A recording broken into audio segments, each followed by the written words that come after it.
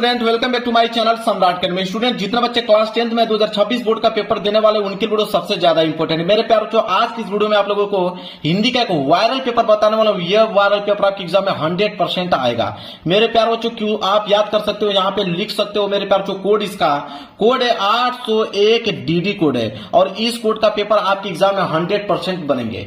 पूर्णांक 70 नंबर, तो बिल्कुल 70 में 70 में बिल्कुल क्लियर कराने वाला हूं। सबसे पहले आप लोगों को ऊपर अनुक्रमांक और नीचे सही से नाम अपना डाल लेना है। इस पेपर को हल करने के लिए आपके पास टाइम दिया जाएगा 3 घंटे 15 मिनट। 3 घंटे 15 मिनट के अंदर इस क्वेश्चन पेपर को आप लोगों को सॉल्व करना होगा। नीचे जब बढ़ोगे तो नीचे आपको निर्देश देखने को मिलेगा और निर्देश पढ़ना बहुत ही ज्यादा कंपलसरी है, जिसमें से पहला निर्देश बोला है कि प्रारंभ के 15 मिनट पर छात्रियों को प्रश्न पत्र पढ़ने के लिए निर्धारित है। कहने का मतलब कि 15 मिनट को टाइम दिया जाएगा इस क्वेश्चन पेपर को पढ़ने के लिए और 3 घंटे में इस क्वेश्चन पेपर को सॉल्व करना होगा। दूसरा बोला निर्देश के प्रश्न पत्र 2 खंडों में, खंड तथा खंड ब में विभाजित है। यह पेपर जो है 2 खंडों में बना हुआ है, एक तो खंड अ में, दूसरा खंड ब में। इसके बाद तीसरा है कि प्रश्न पत्र के खंड अ में बहुविकल्पीय प्रश्न है, जिसमें सही विकल्प का चयन करके OMR शीट पर नीले अथवा काले बॉल पॉइंट पेन से सही विकल्प वाले गोले को पूर्ण रूप से काला करें। मेरे प्यार बच्चों, कह रहा है कि खंड में बहुविकल्पीय प्रश्न कितने पूछा जा सकता है? बहुविकल्पीय प्रश्न 20 बहुविकल्पीय प्रश्न। उनका उत्तर आपको OMR शीट पर देना होगा। आप नीले पेन का यूज कर सकते हो या काले पेन का यूज कर सकते हो। ध्यान रहे कि पेन जो होना चाहिए बॉल पॉइंट पेन लेके जाना है, जेल वाली पेन नहीं लेकर जाना है आप लोगों को। इसके बाद चौथा निर्देश है खंड अ में बहुविकल्पीय प्रश्न है तो प्रत्येक प्रश्न के लिए 1 अंक निर्धारित है। कह रहा है मेरे प्यारे बच्चों कि बहुविकल्पीय प्रश्न जो है एक प्रश्न 1 नंबर के लिए पूछा जाएगा। ओवरऑल अगर हम बात करें तो 20 बहुविकल्पीय प्रश्न 20 नंबर के लिए पूछा जाएगा। क्लियर है? चलिए आगे बढ़ते हैं। 5वां निर्देश कह रहा प्रश्न पत्र के खंड अ के प्रश्न हेतु 1 घंटा तथा खंड ब के प्रश्नों को हल करने हेतु 2 घंटे का समय निर्धारित है। मेरे प्यारे जो खंड अ में बहुविकल्पीय प्रश्न देगा 20 बहुविकल्पीय प्रश्न, उसको हल करने के लिए 1 घंटे का समय दिया गया। मेरे प्यारों जो 5 मिनट लगेगा, 5 मिनट के अंदर में सारे के सारे ऑब्जेक्टिव क्वेश्चन कर डालोगे। बाकी जितना समय आपके पास बचेगा पूरा का पूरा खंड ब में लगा दीजिएगा हल करने के लिए। इसके बाद लास्ट निर्देश है कि प्रत्येक प्रश्न के सम्मुख उनके निर्धारित अंक दिए गए हैं। कहने का मतलब है हर एक प्रश्न के आगे आपको लिखा हुआ मिलेगा कि प्रश्न 1 नंबर का है कि 2 नंबर का है कि 4 नंबर का है कि 6 नंबर का है। जितना भी नंबर का कोई भी प्रश्न होगा उसके सामने लिखा हुआ मिलेगा। तो मेरे प्यारों जो निर्देश था बहुत कम समय में पूरा का पूरा निर्देश पढ़ के मैंने आप लोगों को समझा दिया। पेपर आप लोगों का इधर स्टार्ट होगा, मैं पेपर आप लोगों को दिखाता हूं।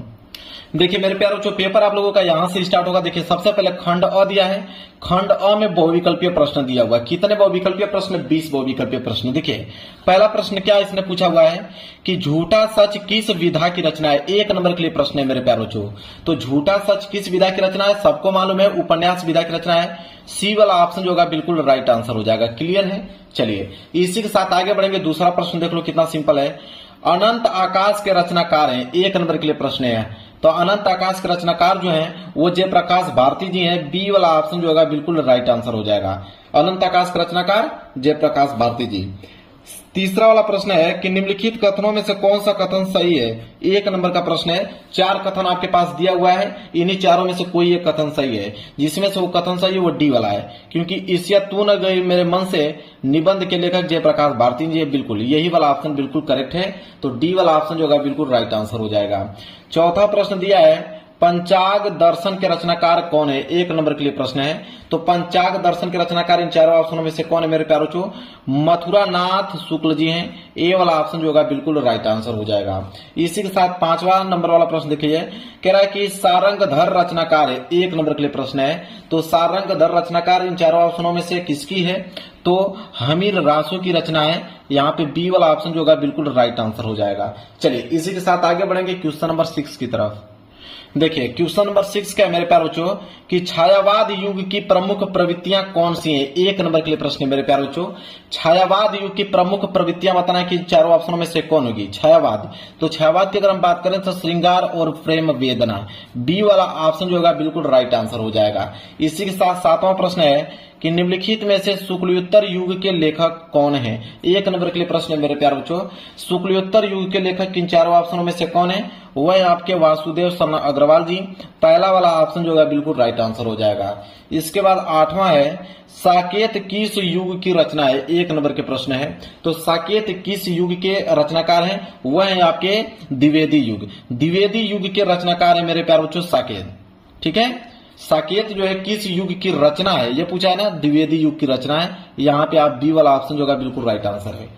आगे बढ़ेंगे प्रश्न नंबर 9 कह रहा है कि भारत दुर्दशा किस विधा की रचना है। 1 नंबर के लिए प्रश्न, बहुत इंपोर्टेंट प्रश्न दिया हुआ है कि भारत दुर्दशा किस विधा की रचना है। तो एकांकी विधा की रचना है। यहाँ पे डी वाला ऑप्शन जो होगा बिल्कुल राइट आंसर हो जाएगा। आगे बढ़ेंगे इसी के साथ अगला प्रश्न देख लीजिए 10वां कह रहा है कि बिहारी किस युग के कवि हैं। 1 नंबर के लिए प्रश्न दिया हुआ है। तो बिहारी किस युग के कवि हैं। रीतिकाल युग के कवि हैं। यहाँ पे बी वाला ऑप्शन जो होगा बिल्कुल करेक्ट आंसर हो जाएगा। आगे बढ़ेंगे इसी के साथ प्रश्न नंबर 11 कह रहा है कि नाना वाहन नाना वेशा बीएसए शिव समाज ने जी देखा को मुखहीन विपुल मुख काहू बिनु पद कर कोहू बहुबाहू। कह रहा है कि उपयुक्त पंक्ति में कौन सा रस है, मतलब इस पंक्ति में किस रस का प्रयोग किया गया, क्वेश्चन में यह पूछा गया है। तो इसमें जो है हास्य रस का प्रयोग किया गया है। डी वाला ऑप्शन जो होगा बिल्कुल करेक्ट आंसर हो जाएगा। क्लियर है मेरे प्यारे बच्चों। चलिए आगे बढ़ेंगे क्वेश्चन नंबर 12 की तरफ। देखिए क्वेश्चन नंबर 12 जो है मेरे प्यारे बच्चों वह है कि यहीं कहीं पर बिखर गई वह भग्न विजय माला सी। कह रहा है कि उपयुक्त पंक्ति में कौन सा अलंकार, मतलब इस पंक्ति में किस अलंकार का प्रयोग किया गया, यह क्वेश्चन में पूछा है। उत्प्रेक्षा अलंकार, उत्प्रेक्षा अलंकार का प्रयोग किया गया है, इसलिए बी वाला ऑप्शन जो होगा बिल्कुल राइट आंसर हो जाएगा। आगे देखिए 13वां प्रश्न कह रहा है रोला किस प्रकार का छंद है। 1 नंबर के लिए प्रश्न मेरे प्यारे बच्चों। तो रोला किस प्रकार का छंद है, तो सममात्रिक छंद होता है, इसलिए सी वाला ऑप्शन जो होगा बिल्कुल राइट आंसर हो जाएगा। आगे देख लीजिए क्वेश्चन नंबर 14 कह रहा है कि निर्जन शब्द में किस उपसर्ग का प्रयोग किया गया है। 1 नंबर के लिए प्रश्न है। तो उपसर्ग की बात किया है मेरे प्यारे बच्चों, तो इसे तोड़ोगे तो नी धन अर्जन के रूप में टूटेगा। तो नी मतलब जो आगे जुड़ता है वही उपसर्ग कहलाता है। तो नी यहाँ पे छोटी की मात्रा होगा नी में, यहाँ पे हो जाएगा सी वाला ऑप्शन जो होगा बिल्कुल राइट आंसर हो जाएगा। 15वां है कि धनुष का पर्यायवाची शब्द है। 1 नंबर के लिए प्रश्न है मेरे प्यारे बच्चों। तो धनुष का पर्यायवाची शब्द क्या होता है, कोदंड। सी वाला ऑप्शन जो होगा बिल्कुल राइट आंसर हो जाएगा। 15 का सी। इसके बाद है 16वां कि भलाई शब्द में कौन सा प्रत्यय है। 1 नंबर के लिए प्रश्न है।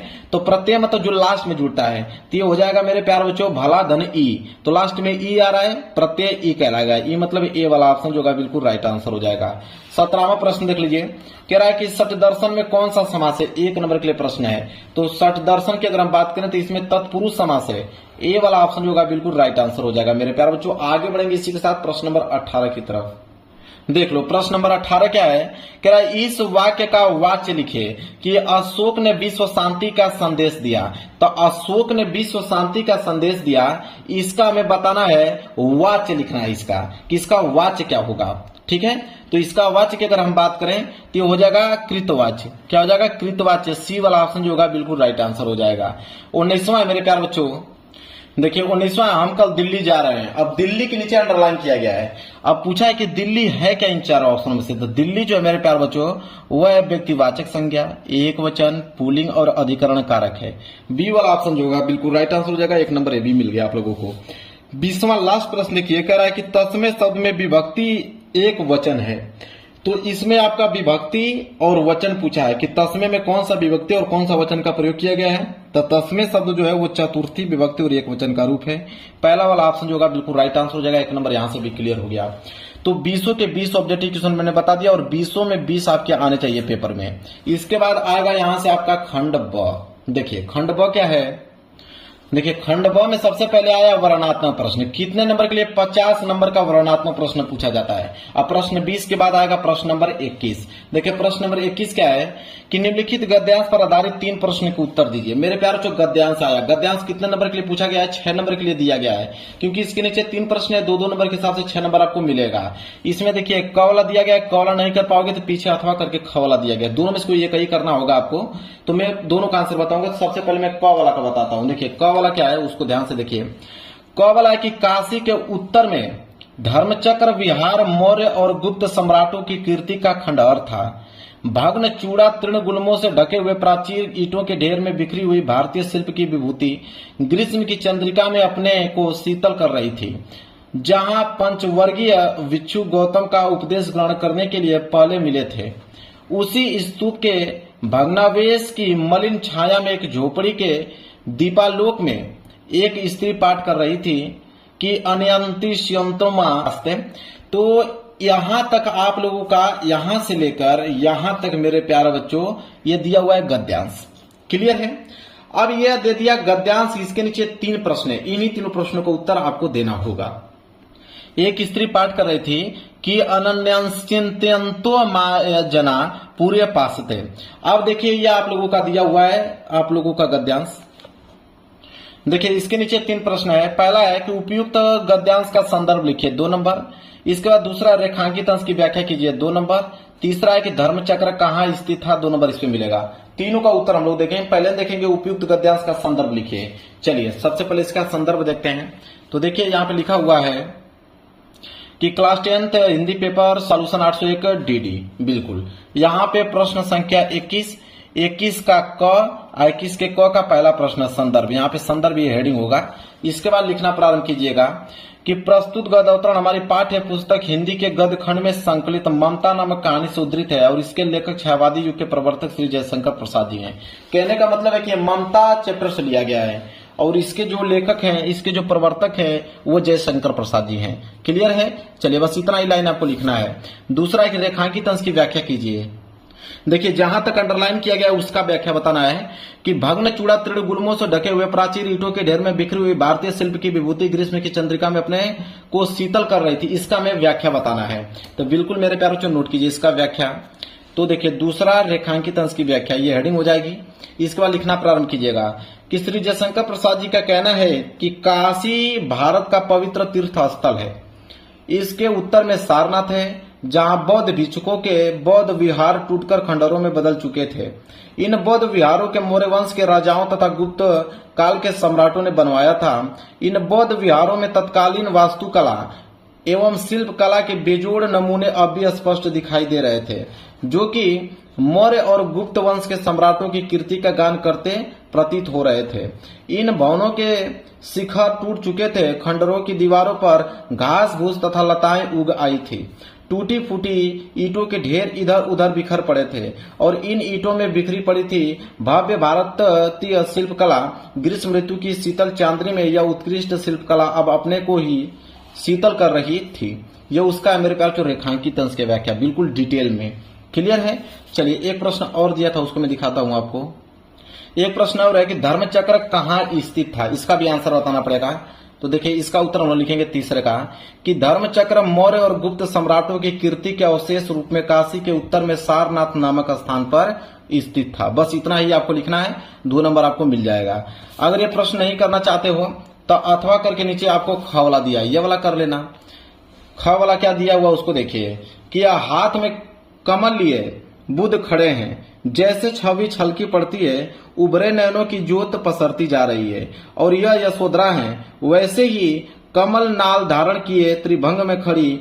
और यह दृश्य है महाभिनिष्क्रमण का यशोधरा और राहुल निद्रा में खोए, गौतम दृढ़ निश्चय पर धड़कते हिया को संभालते और यह नंद है अपनी पत्नी सुंदरी का भेजा द्वार पर आए बिना भिक्षा के लौटे भाई बुद्ध को लौटाने आया था और जिसे भिक्षु बन जाना पड़ा था बार बार वह भागने को होता है, बार बार पकड़कर संग में लौटा लिया जाता है। उधर फिर वह यशोधरा है बालक राहुल के साथ। मेरे प्यारों चाहिए इस वाले गद्यांश को आप कर लीजिएगा। इसके नीचे भी 3 प्रश्न है, 2 नंबर के हिसाब से 6 नंबर इस पे भी मिलेगा। जिसमें से पहला कि उपयुक्त गद्यांश का संदर्भ लिखे, 2 नंबर इस पे मिलेगा। तो चलिए इसका हम लोग संदर्भ देखते हैं। देखिए ख वाला, ख का पहला संदर्भ नोट कीजिए कि प्रस्तुत गद्य अवतरण हमारी पाठ्य पुस्तक हिंदी के गद्य खंड में संकलित तथा भारतीय पुरातत्व के महान विद्वान श्री भगवत शरण उपाध्याय द्वारा लिखित अजंता शीर्षक निबंध से उद्धृत है। मतलब अजंता चैप्टर से लिया गया है और इसके जो लेखक है भगवत शरण उपाध्याय जी हैं। क्लियर है? इतना समझ में आप लोगों को आ गया? चलिए ये हो गया संदर्भ, 2 नंबर यहां से क्लियर हो गया। इसके बाद दूसरा प्रश्न है कि गद्यांश के रेखांकित अंश की व्याख्या कीजिए, 2 नंबर यहां से मिलेगा। जहां तक अंडरलाइन किया गया है कि हाथ में कमल लिए बुद्ध खड़े हैं, जैसे छवि छलकी पड़ती है, उभरे नयनों की ज्योत पसरती जा रही है और यह यशोधरा है वैसे ही कमल नाल धारण किए त्रिभंग में खड़ी। इनका हमें बताना है रेखांकित अंश का व्याख्या। तो देखिए रेखांकित अंश का व्याख्या कैसे लिखेंगे। दूसरा है रेखांकित अंश की व्याख्या। लिखिए प्रस्तुत गद्यांश में लेखक भगवान बुद्ध पर त्यागते समय के अजंता के चित्रों का वर्णन करते हुए कहते हैं कि एक तरफ हाथ में कमल पकड़े हुए भगवान बुद्ध खड़े हैं जिनका सौंदर्य सर्वत्र छलकर विखरता प्रतीत हो रहा है और उनकी आंखों का जो प्रकाश है सर्वत्र फैल रहा है। उनकी पत्नी यशोधरा भी हैं, वैसा ही कमल का फूल कमल नाल पकड़कर त्रिभंगी 3 स्थलों मतलब 3 स्थान से बल पड़ी हुई मुद्रा में खड़ी हुई चित्रित की गई है। यह चित्र बड़ा ही जीवंत लग रहा है। ये उसका हो गया रेखांकित अंश का व्याख्या। पूरा दिख रहा होगा, आप लोग स्क्रीनशॉट इसका ले सकते हो। इसके बाद ये तीसरा प्रश्न कि उपयुक्त गद्यांश में कहाँ के दृश्यों का चित्रण किया गया है, 2 नंबर इसमें मिलेगा। तो चलिए इसका उत्तर हम लोग लिखेंगे यहाँ पे। तीसरे का कि प्रस्तुत गद्यांश में अजंता की गुफाओं में चित्रित भगवान बुद्ध के महाविनिष्क्रमण मतलब गृह त्याग के दृश्य का चित्र रूप में अत्यधिक भावात्मक और विस्तृत वर्णन किया गया है। क्लियर है। चलिए आगे बढ़ेंगे, अगला प्रश्न देखेंगे। देखिए प्रश्न 21 का मैंने दोनों बता दिया, क और ख दोनों, जो आपको आ रहा होगा उसको करके चले आइएगा। अब हम बात करने वाले प्रश्न नंबर 22। देखिए प्रश्न नंबर 22 है मेरे प्यारे बच्चों कि दिए गए पद्यांश पर आधारित 3 प्रश्नों के उत्तर दीजिए। अब मेरे प्यारे बच्चों पद्यांश भी 6 नंबर के लिए पूछा जाता है, 2-2 नंबर के हिसाब से आपको 6 नंबर मिलेगा। 3 प्रश्न इसके नीचे रहते हैं। इसमें भी देखिए दिया है क वाला नहीं कर पाओगे तो अथवा करके आपको दिया है ख वाला। तो पहले दोनों का हम देखेंगे। सबसे पहले हम क का देखेंगे कि धूरी भरे अति शोभित श्यामजू, तैसी बनी सिर सुंदर चोटी, खेलत खात फिरे अंगना पग पैंजनी, बाजती पीरी कछोटी, वा छवि को रस खानी विलोकत, वारत काम कला निज कोटी, काग के भाग बड़े सजनी, हरि हाथ सो ले गयो माखन रोटी। अब मेरे प्यारों चो इसके नीचे 3 प्रश्न है। पहला उपयुक्त पद्यांश का संदर्भ लिखिए, 2 नंबर इसमें मिलेगा। तो 22 का क है, तो देखिए यहाँ पे 22 का क का पहला प्रश्न, यहाँ पे संदर्भ नोट कीजिए। संदर्भ क्या बोला है इसने, कह रहा है कि प्रस्तुत पद रसखान कवि द्वारा रचित सुजान रसखान से हमारी पाठ्य पुस्तक हिंदी के काव्य खंड में संकलित सवैया शीर्षक से अवतरित है। लो भाई 2 नंबर यहाँ सबको मिल जाएगा, इतना लिखोगे तो। आगे बढ़ेंगे, अगला प्रश्न है कि रेखांकित अंश की व्याख्या की, जो 2 नंबर यहाँ मिलेगा। जहां तक अंडरलाइन किया गया है, तो अंडरलाइन 4 लाइन तक किया गया है कि धूरी भरे अति शोभित श्यामजू, तैसी बनी सिर सुंदर चोटी, खेलत खात फिरे अंगना पग पैजनी, बाजती पीरी कछोटी। अब 4 लाइन तक अंडरलाइन किया गया है। इसका हमें क्या बताना है, व्याख्या बताना है। चलिए इसका व्याख्या नोट कीजिए। तो इसका हम लोग व्याख्या लिखेंगे। अब मेरे प्यारों चो व्याख्या लिखने से पहले इसका प्रसंग आप लिख लीजिएगा।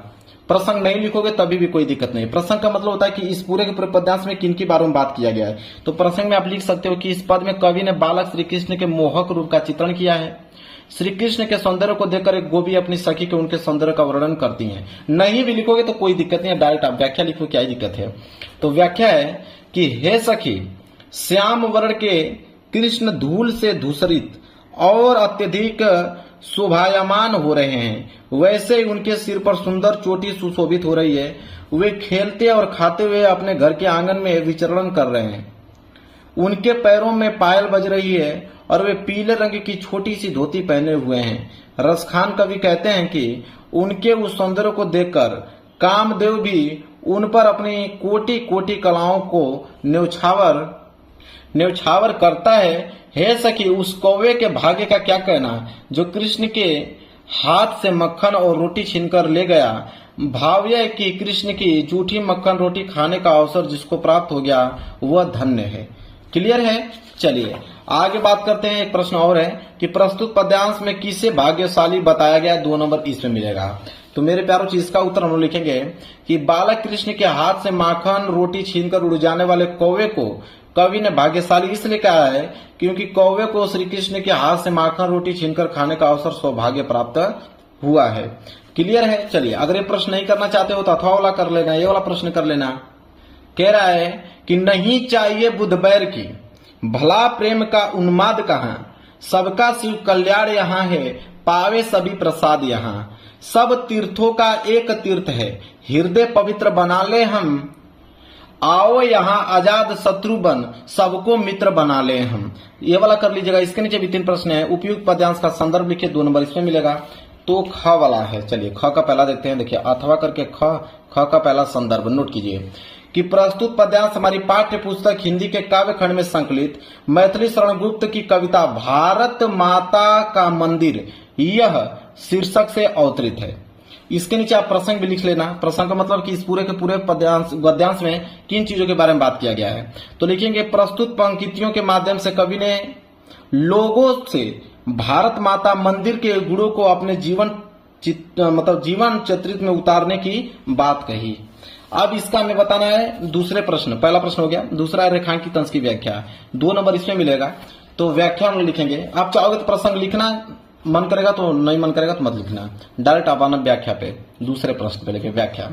तो व्याख्या में लिखेंगे कि यह भारत माता का मंदिर सभी तीर्थों में उत्तम तीर्थ है, क्योंकि यह किसी एक संप्रदाय या किसी धर्म से जुड़ी तीर्थ नहीं है, यद्यपि इसमें सभी तीर्थों का समावेश है। इसलिए इस तीर्थ का तीर्थाटन करने अपने हृदय को हम पवित्र बना लें। यह ऐसा पवित्र व उत्तम स्थान है जहाँ पर कोई किसी का शत्रु नहीं है, इसलिए यहाँ बसकर हम सबको अपना मित्र बना लें। यहाँ पर रेखाओं के रूप में कल्याणकारी व मंगलकारी कामनाओं इच्छाओं के चित्रों को उकेर कर उनको साकार रूप देकर हम अपने मनोभावों को पूर्ण कर लें। अर्थात यह भारत माता का मंदिर ऐसा पवित्र स्थल है जहाँ ईर्ष्या द्वेष लेस मात्र भी नहीं है।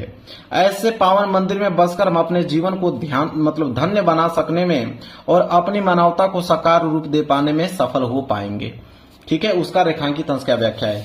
क्लियर है मेरे प्यार बच्चों। चलिए आगे बढ़ेंगे। एक प्रश्न और है कि भारत देश किस प्रकार का तीर्थ है, 2 नंबर इसमें मिलेगा। चलिए इसका देख लेते हैं।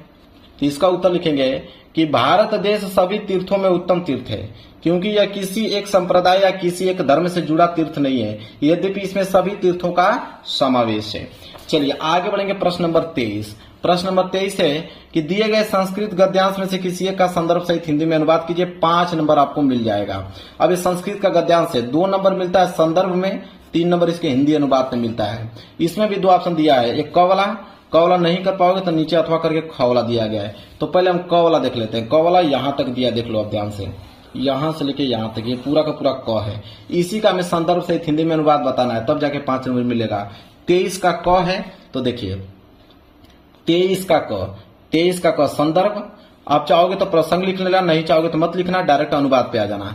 तो पहले संदर्भ देखिए कि प्रस्तुत गद्यांश हमारी पाठ्य पुस्तक हिंदी के संस्कृत खंड के प्रभुत्व ग्रामीण पाठ से उद्धृत है, मतलब प्रभुत्व ग्रामीण चैप्टर से लिया गया है। प्रसंग अगर लिखने का मन करेगा तो लिख देना कि इस गद्यांश में नागरिक के ग्रामीण द्वारा पूछी गई पहेली का उत्तर न दे पाने एवं इस कारण उसके लज्जित होने का वर्णन किया गया है। अब इसका अनुवाद समझिए। अनुवाद लिखेंगे कि मैं इस पहेली का उत्तर नहीं जानता हूँ। यह सुनकर ग्रामवासी ने कहा, यदि आप इसका उत्तर नहीं जानते हैं तो 10 रुपया दें। अतः मलिन मुख वाले नगरवासी के द्वारा शर्त के अनुसार 10 रुपये दे दिए। फिर ग्रामवासी ने कहा, अब आप पहेली पूछें। दंड देने से दुखी नगरवासी बहुत समय तक विचार करने पर भी कोई पहेली याद न कर सका, अतः अधिक लज्जित होते हुए बोला, अपनी पहेली का उत्तर तुम ही बताओ। तब उस ग्रामवासी ने हंसकर अपनी पहेली का उत्तर बताया, पत्र चिट्ठी, क्योंकि यह पैरों के बिना भी अधिक दूर तक चला जाता है, अक्षरों से युक्त होते भी पंडित नहीं होता है। क्लियर है। चलिए अगर ये प्रश्न नहीं करना चाहते हो तो अथवा करके नीचे वाला कर लेना। ठीक है, नीचे वाला यहाँ तक है, इसके नीचे और मैं दिखाता हूँ, जैसे यहीं तक नहीं इसके पीछे है, यहाँ तक पहले नोट कर लेना, इसके पीछे भी मैं दिखाता हूँ आपको। देखिए यहाँ तक है, 2 लाइन और इसमें ऐड कर लीजिएगा। इसका आप कर लीजिएगा संदर्भ सहित हिंदी में अनुवाद। चलिए मैं संदर्भ और हिंदी में अनुवाद बता देता हूँ। देखिए अथवा करके दिया है ना आपका ख वाला, तो संदर्भ प्रसंग भी है, अनुवाद भी है। संदर्भ लिखिए, प्रस्तुत गद्यांश हमारी पाठ्य पुस्तक हिंदी के संस्कृत खंड के भारतीय संस्कृति नामक पाठ से उद्धृत है, मतलब भारतीय संस्कृति चैप्टर से लिया गया है। प्रसंग की अगर हम बात करें तो प्रस्तुत गद्यांश में यह बताया गया है कि भारत की संस्कृति जो है वो समन्वयात्मक है। अब इसका अनुवाद देख लीजिए। अनुवाद है इसका कि भारतीय संस्कृति तो सभी मतों के मानने वालों का मिलन स्थल है। समय समय पर अनेक प्रकार के विचार भारतीय संस्कृति में मिले गए। यह संस्कृति मिली जुली संस्कृति है, जिसके विकास में अनेक जातियों, संप्रदायों और विश्वासों का योगदान दिखाई पड़ता है। इसलिए हम भारतवासियों की एक संस्कृति और एक राष्ट्रीयता है। हम सभी एक संस्कृति की उपासना करने वाले और एक राष्ट्र के नागरिक हैं। जैसे सब भाई आपस में मिलकर सहयोग और प्रेम भाव से परिवार की उन्नति करते हैं, उसी प्रकार हमें भी सहयोग और मित्र भाव से राष्ट्र की उन्नति करनी चाहिए। क्लियर है, ये इसका क्या हो गया, अनुवाद हो गया। चलिए आगे बढ़ते हैं प्रश्न संख्या 24 की तरफ। प्रश्न संख्या 24 है कि दिए गए संस्कृत पद्यांश में से किसी एक का संदर्भ सहित हिंदी में अनुवाद कीजिए। अभी हमने संस्कृत का गद्यांश देखा, यह संस्कृत का पद्यांश आ गया। संस्कृत का पद्यांश 5 नंबर के लिए दिया गया है, वो भी 5 नंबर का ही था, ये भी 5 नंबर का। 2 नंबर संदर्भ, 3 नंबर हिंदी अनुवाद में। इसमें भी एक दिया है क वाला नहीं कर पाओगे तो अथवा करके आपका ख वाला दिया गया है। तो पहले हम क वाला का संदर्भ सहित हिंदी में अनुवाद देखेंगे, इसके बाद ख वाला का। तो 24 का क है, देखिए ये हो गया 24 का क। सबसे पहले संदर्भ, प्रसंग और अनुवाद। तो संदर्भ, प्रस्तुत श्लोक हमारी पाठ्य पुस्तक हिंदी के संस्कृत खंड के वाराणसी पाठ से उद्धृत है, मतलब वाराणसी चैप्टर से लिया गया है। प्रसंग, इस श्लोक में वाराणसी की मतलब पुण्य ख्याति का वर्णन किया गया है। तो आप चाहो तो प्रसंग लिख भी सकते हो, नहीं चाहोगे तो छोड़ भी सकते हो, कोई दिक्कत नहीं है इसका। इसके बाद अनुवाद है कि जहां पर मरना कल्याणकारी समझा जाता है, जहां शरीर पर भस्म धारण करना आभूषण है, जहां कौपीन, लंगोटी, रेशमी वस्त्र है, वह काशी किसके द्वारा मापी जा सकती है, अर्थात उसकी क्षमता किससे की जा सकती है। तात्पर्य यह है कि किसी से भी नहीं की जा सकती। क्लियर है। चलिए अगर ये नहीं करना चाहते हो तो एक ख वाला कर लेना, यहां तक जो दिया है ख वाला कर लो। ख का संदर्भ से हिंदी में अनुवाद बता दो, 5 नंबर मिल जाएगा आपको, देख लीजिए। अथवा करके ख, अब ख मैंने यहाँ पे छोड़ रखा है, जब छोड़ रखा है तो जाहिर सी बात है कि ये हो गया आप लोगों का होमवर्क। जब मैंने छोड़ रखा है मतलब होमवर्क हो गया। क्लियर है, तो ये होमवर्क हो गया। आगे देखिए प्रश्न संख्या 25 कि अपने पठित खंड काव्य के आधार पर निम्नलिखित प्रश्नों में से किसी एक का उत्तर दीजिए।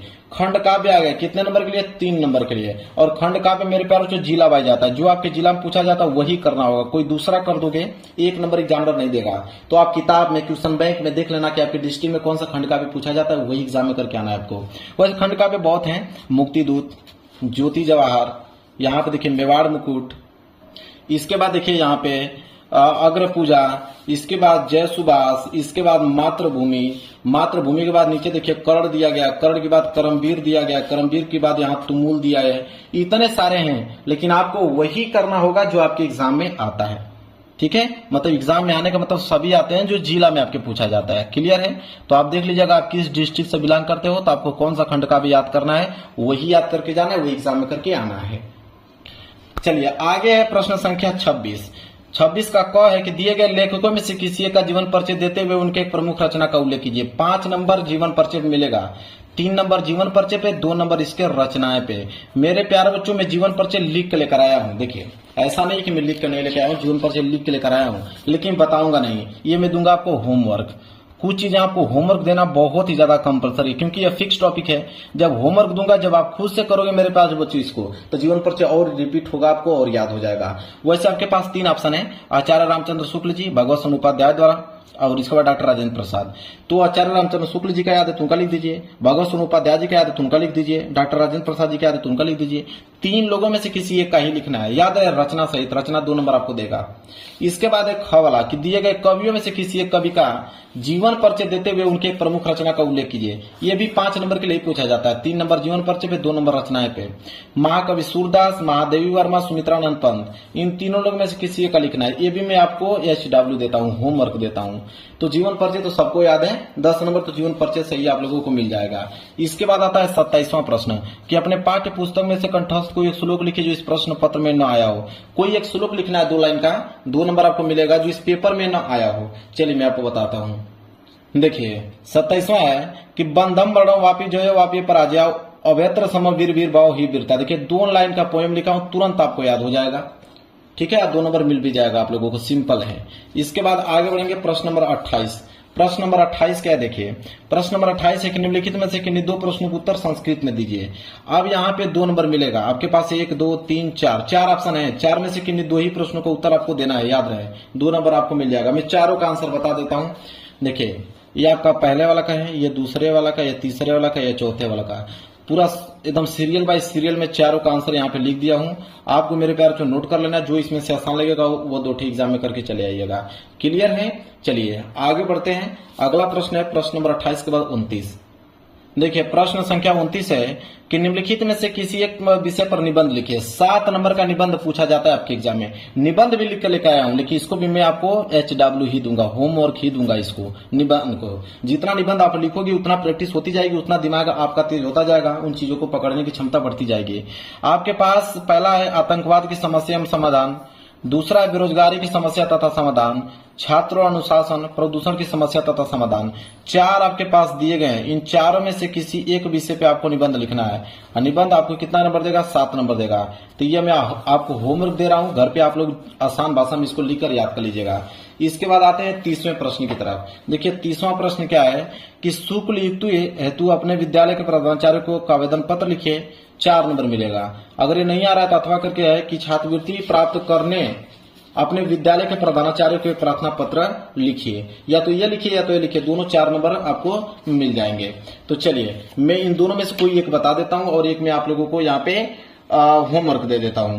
तो मैं यहाँ पे छात्रवृत्ति प्राप्त करने हेतु अपने विद्यालय के प्रधानाचार्य को एक प्रार्थना पत्र लिखिए, यह मैं बता देता हूं और ऊपर वाला को मैं दे देता हूं यहाँ पे होमवर्क आपको दे देता हूं। तो चलिए कैसे इसको लिखेंगे कि 4 नंबर हमें पूरा क्लियर मिल जाए, 1 नंबर भी एग्जामर ना कट पाए। देखिए कैसे लिखना है पत्र लेखन। सबसे पहले सेवा में आप लिखिए, इसके बाद कामा लगाएंगे, फिर श्रीमान प्रधानाचार्य महोदय, प्रिंसिपल को लिख रहे हैं तो यहाँ पे आप कामा लगाइए। विद्यालय का नाम, यहाँ पे आपको विद्यालय का नाम, अपने विद्यालय का नाम यहाँ पे लिख दीजिएगा, ठीक है। इसके बाद विद्यालय का पता, विद्यालय का एड्रेस क्या, यहाँ पे एड्रेस लिख दीजिएगा, क्लियर है। इसके बाद विषय मतलब सब्जेक्ट, किसके बारे में आप लिख रहे हो।